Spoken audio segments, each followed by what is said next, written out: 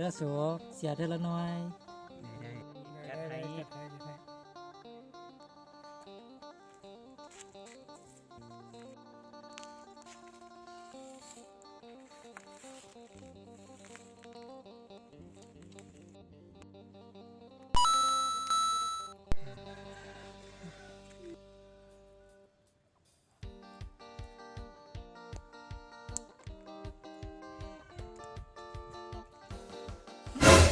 มึงไปจับฮอตบีครับเสียละไม่เอาไปจับฮอตบีโดนได้เดียวเซฟอนนะลูก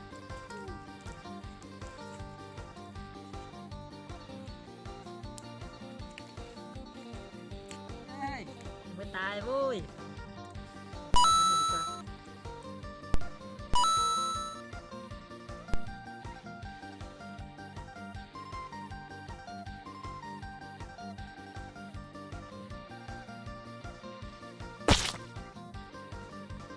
กินกูอีกแล้ว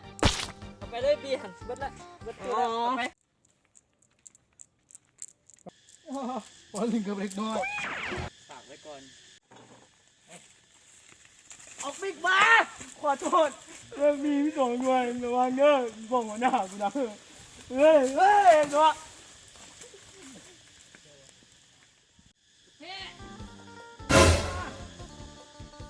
เดินมาเบ้ ยังเบิดเลยมันมีเนาะ มียังเบิดมีมึงเฮ็ดจังได๋กับบักอันนั้นบักใดบักที่เคยแสดงก้อนกระป๋องบักเยลโล่ โอ้บักนั่นล่ะบักนั่นแหละเฮ็ดน่ะเบิดเลยของข้าของหัวเขา แล้วแซ่กูเฮ็ดอะไรร่างแค่นี้เขาเนี่ยจัดกัน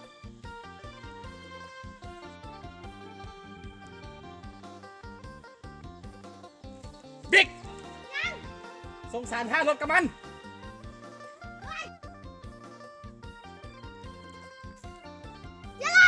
ฮะหัวหน้าบอกว่ามือเอื้อน4 วงยิงมึกบีเดิม1,500ด้วยตัว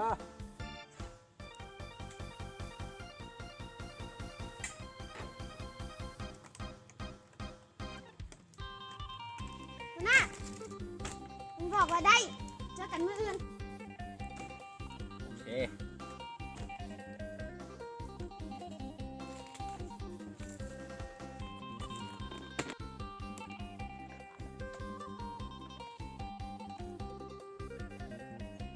พอแล้วสำหรับมึง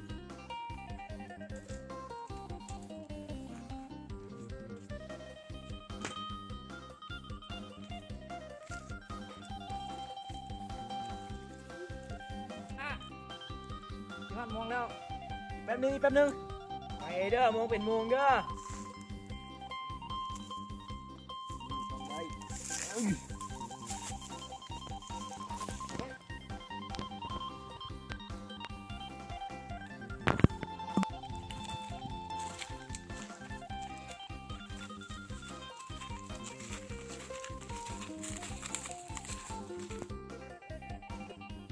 ลูกพีสู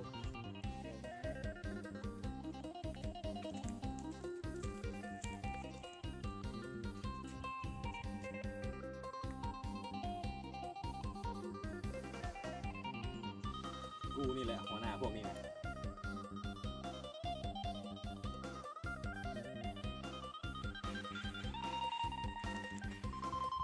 นี่วะหัวหน้าเขากูนี่แหละ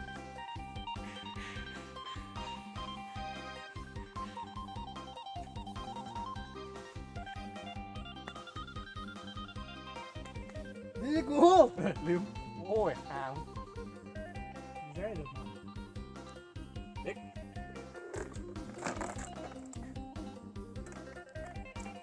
รอบอสันสันนี่เด้อเฮ้ยคิดเซ็ตโอเค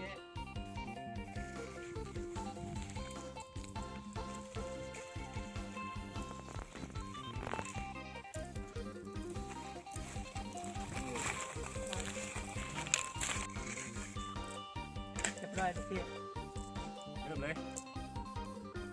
ฟังกติกานะใครทึกยิงออกเส้นแพ้จะห้าม ซับซ้อนห้ามตีเข่าใคร มันตีมวย นะลงกติกาตามนั้นใครออกเสียเพราะนั้นแพ้ จะแข่งกันเยอะได้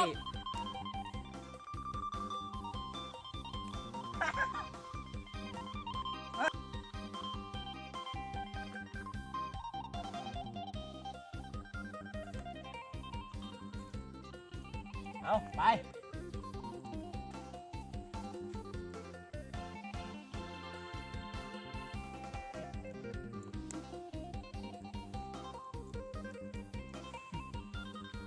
เสิร์ฟเลยนะ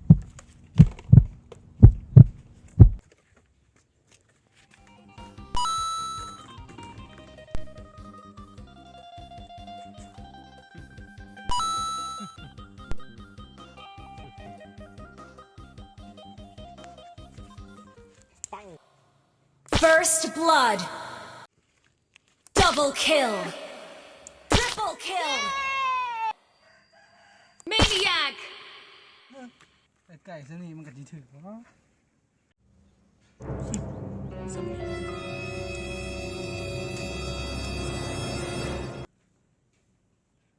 Savage.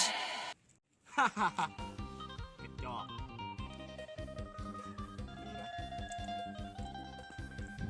ดีนะขนาดเล็กกับน้อง